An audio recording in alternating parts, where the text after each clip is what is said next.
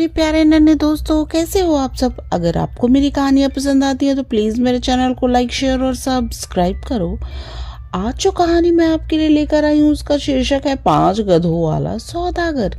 एक बार महाराज कृष्णदेव राय और तेनालीराम साथ साथ पड़ोसी राज्य के एक शहर सौरभ नगर भ्रमण करने के लिए गए। दोनों सौदागर के वेश में थे। उन दिनों ये आम प्रचलन था कि राजा महाराजा जीवन और जगत में हो रहे परिवर्तनों को जानने के लिए समय समय पर वेश बदलकर घूमने के लिए निकल जाया करते थे। वे एक धर्मशाला में ठहरे और जहाँ बहुत से सौदागर ठहरे हुए थे। महाराज उत्सुकता से सौदागरों को अपने कमरे से निहार रहे थे। तेनालीराम ने उन्हें इस तरह उत्सुक देखा तो पूछा, क्या बात है महाराज, इस तरह आप हर आने जाने वाले को क्यों देख रहे हैं? ये तो धर्मशाला है, यहाँ इसी तरह लोग आते रहेंगे और जाते रहेंगे। कोई बेशकीमती चीजें बेचने वाला होगा तो कोई बात बेचकर पैसा कमाता होगा। महाराज कृष्णदेव राय ने मुस्कुराते हुए कहा, नहीं तेनालीराम, मैं हर आने जाने वाले को नहीं देख रहा हूँ। मैं तो सामने के कमरे में ठहरे उस अजीबो गरीब परिधान वाले सौदागर को देख रहा हूँ जो अपने साथ 5 गधों को भी अपने कमरे में रखे हुए है और उन्हें प्यार से सहला रहा है। मैंने अब से पहले कमरे में पालतू कुत्ते, बिल्लियां, खरगोश, तोते, कबूतर आदि तो देखे थे, मगर किसी को अपने कमरे में गधा रखते हुए नहीं देखा था। इस कारण ही मुझे उत्सुकता हो रही है। और अपने साथ कमरों में गधों को रखने वाले यह सौदागर कौन है तथा किस चीज के सौदे के लिए यहाँ ठहरे हैं? तो इसमें कौन सी बड़ी बात है महाराज, हम लोग बाहर निकलेंगे तो ये बात आसानी से पता लग जाएगी। महाराज और तेनालीराम दोनों ही थोड़ी देर के बाद बाजार जाने के लिए अपने कमरे से बाहर निकले। दोनों जब धर्मशाला के मुख्य द्वार के पास पहुंचे तो तेनालीराम ने महाराज से कहा, महाराज तनिक ठहरिए। महाराज ने तेनालीराम की ओर प्रश्न सूचक दृष्टि से देखा तो तेनालीराम ने कहा, आइए महाराज, धर्मशाला के व्यवस्थापक का कक्ष मुख्य द्वार के पास ही है। जरा चलिए, उस सौदागर के बारे में पता चल जाएगा कि वो कौन है और कहाँ से आया है, वो किस चीज का सौदा करता है।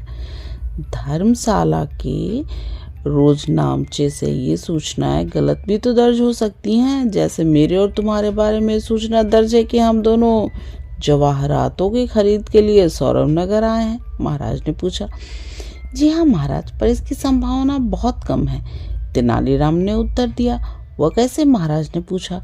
वैसे महाराज के आसपास, मेरा मतलब है कि सौरभ नगर के आसपास दूसरा राज्य केवल विजयनगर ही है और वहाँ किसी दूरस्थ राजा का राज्य नहीं। राजा यहाँ आए इसका कारण भी तो होना चाहिए। इस तरह का कोई कारण नहीं दिखता। सौरनगर की शासन प्रणाली ने मुक्त व्यापार की नीति अपनाई है। इस राज्य का अपना कोई अर्थ स्रोत भी नहीं है। पर्यटन के लिए बाहर से जो लोग यहाँ आते हैं उनसे ही यहाँ का राजस्व चलता है। दूसरे राज्यों के लोग यहाँ आते रहें, इसीलिए ही इस राज्य में मुक्त व्यापार प्रणाली अपनाई गई है। यही कारण है कि यहाँ विभिन्न राज्यों के सौदागर बिना किसी रोक टोक के आते हैं। महाराज ने तेनालीराम की ओर प्रशंसा भरी दृष्टि से देखते हुए सोचा कि तेनालीराम इसीलिए तो महत्वपूर्ण है कि वह हर बात को सूक्ष्मता से समझता है। तेनालीराम के साथ धर्मशाला के व्यवस्थापक के कक्ष में गए। तेनालीराम ने व्यवस्थापक की ओर देखते हुए पूछा, वह गधे वाला सौदागर कौन? वह जो कांधार से आता है? व्यवस्थापक ने पूछा। असल में तेनालीराम के पूछने का अंदाज ही ऐसा था कि व्यवस्थापक को ऐसा महसूस हुआ कि उसका उस सौदागर से पूर्व का संबंध है। व्यवस्थापक ने तेनालीराम से कहा, आप सामने के गलियारे से सीधे चले जाएं, अंतिम दाईं तरफ के कमरे में वो मिल जाएगा। इस बार वह क्या लाया है? तेनालीराम की ओर व्यवस्थापक ने आश्चर्य से देखा, फिर कहा, वही 5 गधे। अरे भाई, बात बेचने वाला और क्या लाएगा? तेनालीराम ने जब ये सुना तब महाराज से कहा, चले उनसे मिल ही ले। असल में व्यवस्थापक की बातें सुनकर तेनालीराम की उत्सुकता उस गधे वाले सौदागर के प्रति बढ़ गई थी। चलते चलते तेनालीराम ने व्यवस्थापक से पूछा, आप उसके गधों को भी कमरे में रहने देते हो? व्यवस्थापक ने हंसते हुए कहा। गधा मत कहो, उसका एक गधा 2 आदमी के बराबर है हमारे लिए। सौदागर एक कमरे में रहता है मगर 11 कमरों का किराया चुकाता है। तेनालीराम की उत्सुकता और बढ़ गई। वो महाराज के साथ सौदागर के कमरे में चल पड़ा। महाराज की भी दिलचस्पी उस सौदागर के प्रति हो आई थी। तेनालीराम ने कांधार वाले सौदागर के कमरे के सामने पहुंचकर द्वार खटखटाया। जैसे ही दरवाजा खुला, सौदागर अपने गधों को सहला रहा था। उसने दरवाजे की तरफ देखा तो 2 सौदागरों को दरवाजों पर खड़ा पाया, किंतु बिना कोई प्रतिक्रिया जताया वह फिर अपने गधों को सहलाने लगा। तेनालीराम और महाराज चकित रह गए कि इस सौदागर ने उन्हें कुछ कहा नहीं। फिर तेनालीराम ने पहल की और पूछा, आ जाऊं? तुम्हारी मर्जी, सौदागर गधे को सहलाते हुए बोला। उसकी आंखें गधे पर इस तरह टिकी थी मानो वो गधा ना हो, दुनिया की कोई नायाब वस्तु हो। तेनालीराम और महाराज दोनों कमरे में प्रवेश कर गए, लेकिन उसने उन्हें बैठने को नहीं कहा। गधे को उसी तरह सहलाता रहा मानो वह संसार का सबसे महत्वपूर्ण काम कर रहा हो। तेनालीराम और महाराज पास की दीवार के सहारे कमरे में बिछी चटाई पर बैठ गए। सौदागर ने अपने 5 गधों में से 2 गधों को कमरे में लगी 2 खूंटियों से बांध दिया। उसके 3 गधे खुले रहे। पहली बार सौदागर ने उन दोनों की ओर बहुत प्रेम से देखा, लगभग उसी दृष्टि से जिस दृष्टि से वह गधों को देख रहा था। फिर उन्हें मुस्कुराता हुआ देखता रहा, कुछ बोला नहीं। महाराज ने फिर चुप्पी तोड़ी। सुना कांधार से आते हो? सौदागर ने उनके प्रश्न पर ध्यान नहीं दिया और महाराज के सामने हाथ फैला दिए और बोला, मैं उत्तर देने के लिए पैसे लेता हूँ, निकालो 5 स्वर्ण मुद्राएं, फिर बात करो। यदि तुम्हारा साथी कुछ जानना चाहे तो उसके भी 5 स्वर्ण मुद्राएं। तुम क्या बताओगे? वो सौदागर उसी तरह मुस्कुराता हुआ उन दोनों को मौन देखता रहा। उनके चेहरे पर निश्चिंतता थी और हाथ उसी तरह स्वर्ण मुद्राएं लेने के लिए बढ़े हुए थे। महाराज ने अपनी जेब से स्वर्ण मुद्राओं की थैली निकाली और उसमें से 10 के स्थान पर 11 स्वर्ण मुद्राएं गिनकर सौदागर के हाथ में रख दी। सौदागर ने 1 स्वर्ण मुद्रा अपनी हथेली से निकालकर तलखी के साथ महाराज के हाथ पर धर दी। सुल्तान बख्शीश नहीं लेता, देता है। ध्यान रखना, मैं मन का बादशाह हूँ। पहली बार महाराज को अपने जीवन में ऐसा व्यक्ति मिला था जिसकी आवाज में ऐसा प्रभाव था कि उसका व्यक्तित्व तो उससे आच्छादित हो गया। उन्होंने मन ही मन सोचा, तो इसका नाम सुल्तान है। फिर मन में शंका हुई, कहीं यह कांधार का सुल्तान तो नहीं? नहीं, अगर ऐसा होता तो यह स्वयं को मन का बादशाह नहीं कहता। चाहे जो भी हो, आदमी है दिलचस्प।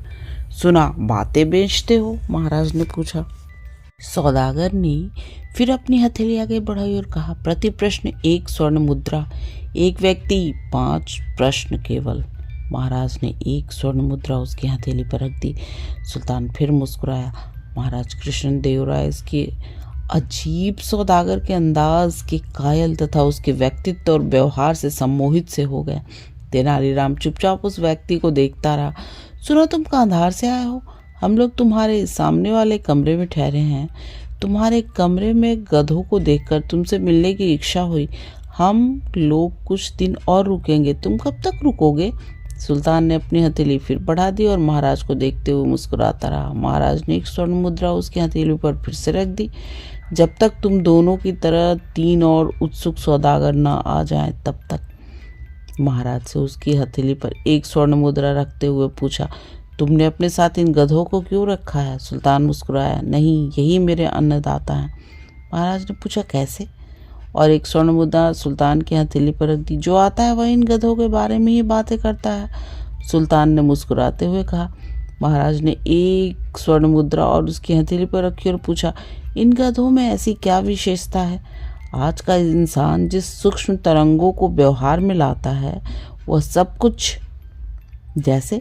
पूछते हुए महाराज ने 1 स्वर्ण मुद्रा बढ़ाई, मगर सुल्तान ने अपना हाथ वापस खींच लिया और महाराज के सामने 5 स्वर्ण मुद्राएं गिनकर अपनी जेब में रख ली। महाराज समझ चुके अब सौदागर सुल्तान बातें नहीं करेगा। तब उन्होंने तेनालीराम की ओर देखा। तेनालीराम ने सौदागर की हथेली पर पहली स्वर्ण मुद्रा रखते हुए कहा, पहले गधे पर क्या लदा है? राजा महाराजा के उपयोग में आने वाला अत्याचार, सुल्तान ने उत्तर दिया। दूसरे गधे पर? तेनालीराम ने सुल्तान की हथेली पर एक स्वर्ण मुद्रा और रखी। पंडितों और विद्वानों के काम आने वाला अहंकार, सुल्तान ने उत्तर दिया। तीसरी स्वर्ण मुद्रा हथेली पर रखते हुए तेनालीराम ने पूछा, और तीसरे गधे पर? सुल्तान ने उत्तर दिया, धनवानों के काम आने वाला ईर्ष्या भाव। चौथी मुद्रा सुल्तान की ओर बढ़ाते हुए तेनालीराम ने पूछा, चौथे पर? अधिकांश के उपयोग में आने वाली बेईमानी। तेनालीराम मुस्कुराया। एक स्वर्ण मुद्रा पुनः सुल्तान के हथेली पर रखते हुए कहा, और पांचवें गधे पर? औरतों के काम आने वाला छल, कपट और प्रपंच। तेनालीराम और महाराज उठकर उस सौदागर के कमरे से बाहर निकल आए। दोनों एक दूसरे की तरफ देखकर मुस्कुराए। महाराज ने कहा, मूर्ख बन गए? तेनालीराम ने कहा, अरे नहीं महाराज, वास्तव में सौदागर बातों का धनी है और खरी बातें करता है। उसने अपने व्यवहार से समझा दिया था कि वह अपने ग्राहकों को गधा समझता है। उसने 2 गधों को खूंटों से बांधकर बता दिया कि हम दोनों उसके सम्मोहन में बंध चुके हैं। गधे को अन्नदाता बताकर उसने बात और साफ कर दी। उसने यह भी ठीक कहा कि जो भी आता है गधों से जुड़े प्रश्न ही करता है। युग की प्रवृत्तियों को उसने सूक्ष्म तरंग बताया। उसकी बातें साफ थी और सच्ची थी। कंधार से यहाँ आने के बाद वह केवल 5 जिज्ञासुओं से बातें कर लौट जाता है और इन 5 से उसे उतनी स्वर्ण मुद्राएं प्राप्त हो जाती हैं कि उसका गुजारा चल जाता है। लेकिन यह तो ठगी है, महाराज ने कहा। ठगी क्या महाराज? छद्मवेश में घूमना ठगी से कम है क्या?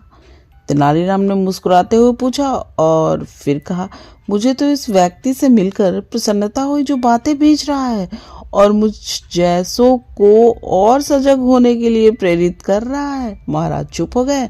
तेनालीराम मुस्कुराते हुए सोचने लगा, इस दुनिया में बुद्धि का उपयोग करने वाले निराले लोग भी हैं। बच्चों, अगर आपको मेरी कहानी पसंद आया तो वो पता है ना क्या करना है, सब्सक्राइब करना है। और मेरे प्यारे नन्हे दोस्तों, आप आराम से सो जाओ और सपनों की दुनिया में खो जाओ। गुड नाइट मेरे प्यारे नन्हे दोस्तों।